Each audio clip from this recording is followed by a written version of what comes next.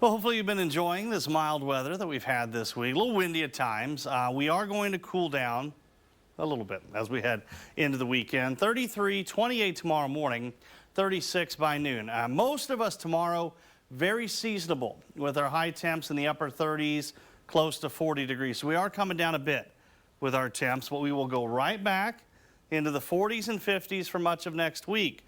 It is the end of next week where a return to winter does appear to be in sight. It does appear that starting Thursday, but especially by Friday, we're going to be tracking another push of colder air that will be moving down into the northern plains, central plains as well.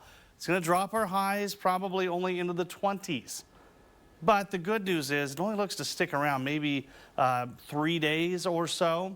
It's not going to be a prolonged stretch like we had in January, but certainly going to be a change from what we've been having. Now, for the western part of the state, already tomorrow is going to hold a return to winter. A winter weather advisory in effect starting at 5 a.m. Mountain Time, running till 5 a.m. Sunday, as out in the Panhandle, the Sandhills, 2 to 4 inches of snowfall is going to be a possibility.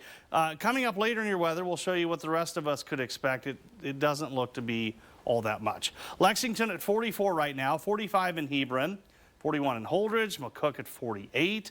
It's actually very comfortable still in many areas. Looking further to the north, you're sitting at 37 in Bartlett, 35 in Chambers, 34 in Bassett. Again, for February, let's remember that even as we head into this weekend where highs are going to be in the 30s, close to 40 degrees, that is still very normal for this time of year. It was nice to have the winds finally calm down.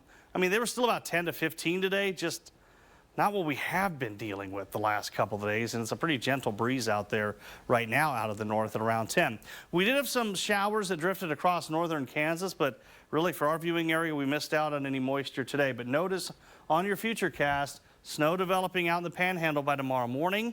That is where it will linger for much of the day, and then eventually during the day, you know, the far western part of our viewing area, you guys out in Ogallala, up in Thedford, maybe even North Platte and Imperial. Some light snow showers tomorrow will not be out of the question. Not expecting anything significant, though. I mean, we're talking maybe a ½ an inch of snowfall, a dusting for most, at least in our viewing area. If your travels take you out into the Panhandle and further up into the Sandhills there, that's where there's potential for some of that heavier snow to arrive. 26 for the low tonight in the Tri-Cities.